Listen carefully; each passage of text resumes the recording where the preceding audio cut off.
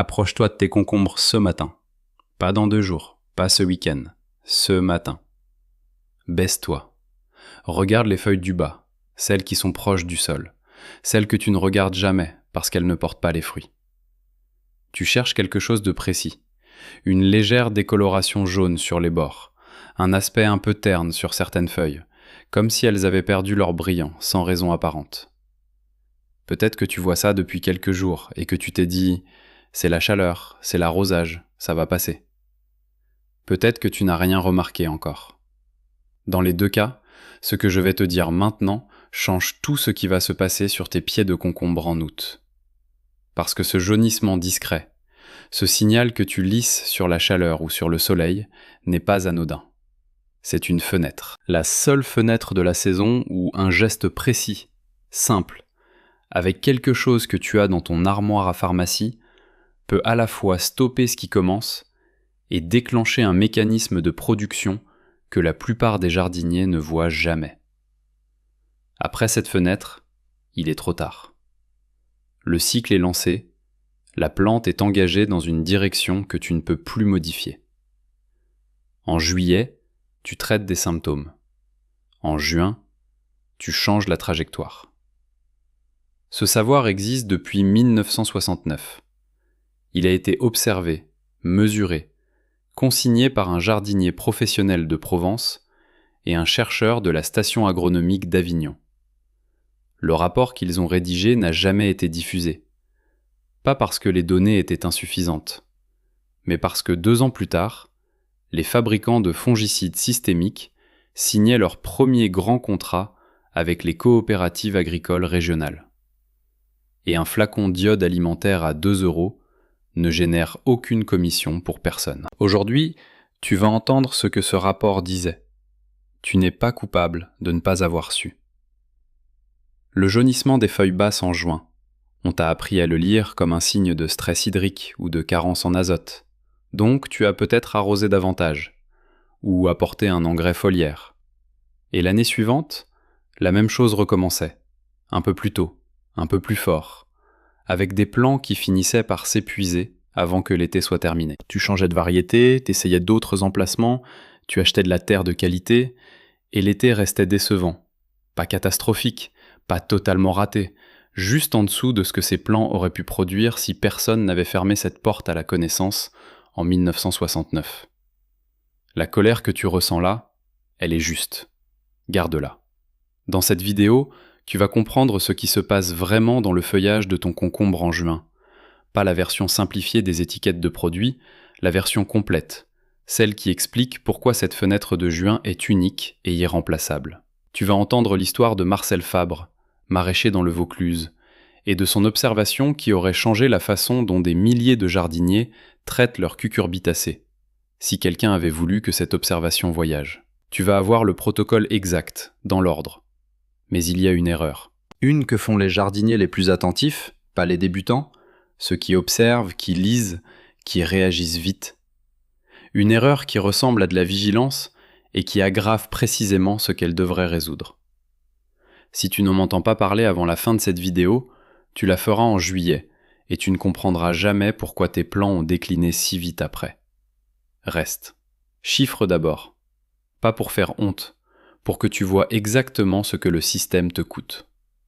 Le fongicide systémique contre l'oïdium du concombre, 22 € le flacon, 2 applications recommandées par saison parce qu'une seule ne tient pas sur la durée de végétation, soit 44 €, et l'oïdium revient quand même en fin d'été, parce que tu as traité la surface de la feuille, pas la résistance interne de la plante. Et quand les conditions redeviennent favorables aux champignons, il reprend sa place exactement là où tu pensais l'avoir éliminé. L'engrais foliaire, enrichi en oligo-éléments pour compenser le jaunissement, 18 €, 3 applications de juin à août. Parce qu'on t'a dit que la décoloration indique une carence et que nourrir la plante par les feuilles la renforce. Ce qui n'est pas faux en soi, mais si la cause du jaunissement n'est pas une carence nutritionnelle, mais une infection fongique débutante, tu nourris une plante fragilisée sans jamais traiter ce qui la fragilise. Un stimulateur de fructification en milieu de saison, 15 €, parce qu'en juillet tu constates que les plants donnent moins que prévu, que certaines fleurs tombent sans donner de fruits, que la vigueur de la plante décline plus vite que d'habitude, et tu essaies de relancer mécaniquement ce que la plante n'a plus l'énergie de faire d'elle-même, parce que elle consacre ses ressources à gérer une infection qu'elle n'a jamais réussi à contenir. 77 € par saison. Sur 4 saisons, plus de 300 € investis dans des solutions qui arrivent après, qui traitent des conséquences, qui ne touchent jamais à la cause. Et chaque saison, tu repars dans le même cycle parce que la fenêtre de juin s'est refermée sans que tu saches qu'elle existait.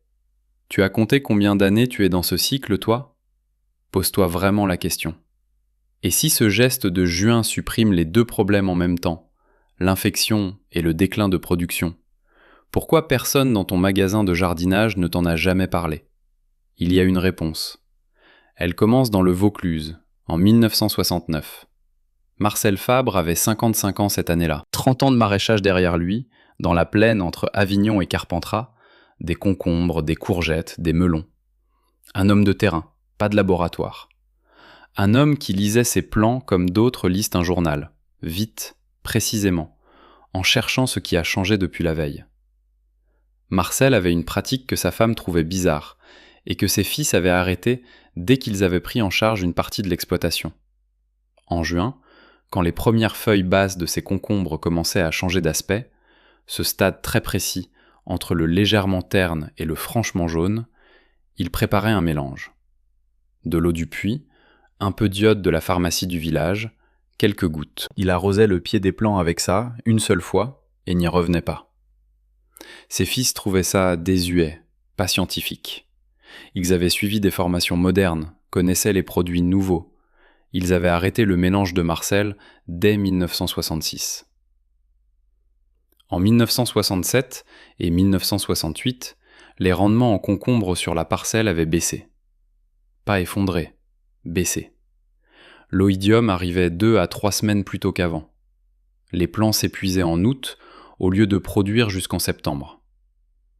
Les fils attribuaient ça au changement climatique, à la fatigue du sol, aux nouvelles variétés hybrides qui réagissaient différemment.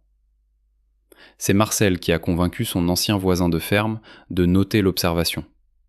Ce voisin, Étienne Rouvier, était devenu technicien à la station agronomique d'Avignon après une reconversion. Pas un chercheur titulaire, un technicien de terrain, passionné, rigoureux.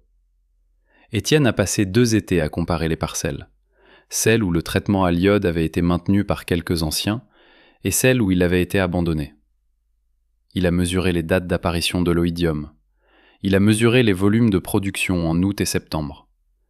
Il a fait analyser des feuilles prélevées à différents stades. Les résultats étaient nets. Les plants ayant reçu le traitement à l'iode en juin, au stade exact du début de jaunissement des feuilles basses, présentaient une apparition de l'oïdium retardée, de 18 à 22 jours en moyenne, par rapport aux plants témoins. Et leur production en août et septembre était supérieure de 30 à 40%. Pas parce que l'iode fertilise, pas parce qu'il est fongicide au sens classique, parce qu'il intervient dans un mécanisme interne de la plante, une fenêtre métabolique unique à ce stade du développement, que l'oïdium exploite pour s'installer, et que l'iode referme. Étienne a rédigé une note technique de 17 pages. Il l'a transmise à sa hiérarchie à la station avec une demande simple, validée et diffusée aux conseillers agricoles régionaux avant la prochaine saison. La note a circulé, elle a été lue, et en 1969, la réponse est arrivée sous forme d'une annotation manuscrite dans la marge du document retourné. Résultat intéressant, protocole insuffisamment standardisé pour une diffusion officielle, à réexaminer dans le cadre d'un programme de recherche formel. Ce programme formel n'a jamais été lancé. Et 2 ans plus tard, en 1971, les premiers grands contrats entre des fabricants de produits phytosanitaires et les chambres d'agriculture de la région Provence commençaient à générer les premières formations officielles aux nouveaux fongicides systémiques, avec des techniciens formateurs payés par les fabricants dans des sessions organisées par les chambres, dans des salles où il n'était pas question de mélanger de l'iode dans un arrosoir. Marcel Fabre a continué sa pratique jusqu'à sa retraite. Étienne Rouvier a gardé ses notes dans un classeur. Et la fenêtre de juin s'est refermée pour une génération entière de jardiniers. Est-ce que tu sens à quoi ressemble cette injustice? Un homme qui observait, un autre qui vérifiait, un système qui a simplement décidé que cette connaissance ne voyagerait pas. Si tu penses que Marcel et Étienne méritaient d'être entendus, mets un pouce en l'air maintenant. Pas pour l'algorithme. Pour eux. Et pour tous ceux qui, cet été, vont regarder leur concombre décliner en juillet sans comprendre ce qui s'est passé en juin. Ce qui se passe dans la feuille, maintenant. Avec une image que tu connais déjà. Tu as déjà vu une blessure se refermer sur la peau. Les premières heures, elle est ouverte, vulnérable, rouge. Puis, progressivement, le corps envoie ce qu'il faut. Des cellules de réparation, des agents de défense. Et la blessure se ferme, durcit, crée une barrière. Ce processus existe. Mais il peut être débordé si l'agression est trop forte, trop vite, avant que le mécanisme de défense soit activé. La feuille basse du concombre en début de juin, c'est exactement ça. La plante est en pleine croissance. Elle mobilise l'essentiel de son énergie vers le haut, vers les nouvelles pousses, vers les fleurs, vers les jeunes fruits. Les feuilles les plus basses reçoivent moins d'attention interne. Elles commencent à donner des signes, ce léger jaunissement, cet aspect terne que tu remarques ou pas, qui indique que leur résistance naturelle s'affaiblit. Et dans cet affaiblissement, l'oïdium trouve son entrée. L'oïdium du concombre, Podosphera xanthii, ne s'installe pas au hasard. Il cherche précisément ce moment où la feuille réduit sa production de composés de défense. Et quand il trouve, il colonise d'abord les feuilles basses, silencieusement, avant de remonter vers les feuilles supérieures 3 à 4 semaines plus tard. Quand tu le vois sur les feuilles du haut en juillet, il est là depuis juin. Tu traites ce que tu vois. Le problème était plus bas, plus tôt. L'iode, apporté à la base des plants au bon moment, ce moment précis du début de jaunissement des feuilles basses, déclenche dans la plante une réponse de défense systémique. Pas une réponse locale, une réponse systémique, c'est-à-dire qui se propage dans toute la plante, des racines aux feuilles supérieures. La plante reçoit un signal chimique qui lui dit « Mobilise tes défenses maintenant ». Elle réoriente une partie de son énergie vers la production de ses propres composés antifongiques. Elle ferme les portes que l'oïdium cherchait. Et là, il se passe quelque chose d'inattendu. La plante, en mobilisant ses défenses en juin plutôt qu'en gérant une infection en juillet, conserve une réserve d'énergie qu'elle réinvestit en production. Les études d'Étienne Rouvier le montraient clairement. Les plants traités à l'iode en juin ne produisaient pas seulement moins de maladies, ils produisaient plus de fruits plus tard dans la saison, avec une vigueur maintenue jusqu'en septembre. Le mécanisme de double bénéfice n'est pas magique, il est mécanique. Une plante qui ne lutte pas contre une infection a l'énergie pour produire. C'est aussi simple que ça. Tu comprends maintenant pourquoi Marcel ne traitait qu'une seule fois, en juin, et n'y revenait pas. Parce que ce n'était pas un traitement de surface. C'était un signal envoyé à la plante au seul moment où elle était capable de l'entendre et d'y répondre. Regarde maintenant du côté de la Hongrie. Dans la plaine de la Tisza, grande région productrice de cucurbitacées d'Europe centrale, des horticulteurs traditionnels utilisaient depuis des générations une pratique proche, un arrosage au pied des plants de concombre avec une solution iodée très diluée préparée avec de l'iode de potassium récupéré dans les pharmacies de village. Cette pratique était documentée dans les cahiers de culture transmis au sein des familles, et certains chercheurs agronomes hongrois des années 70 en avaient fait mention dans des publications spécialisées non traduites. Ces jardins présentaient des taux d'infection à l'oïdium très inférieurs à la moyenne régionale, et une production de fin de saison nettement supérieure.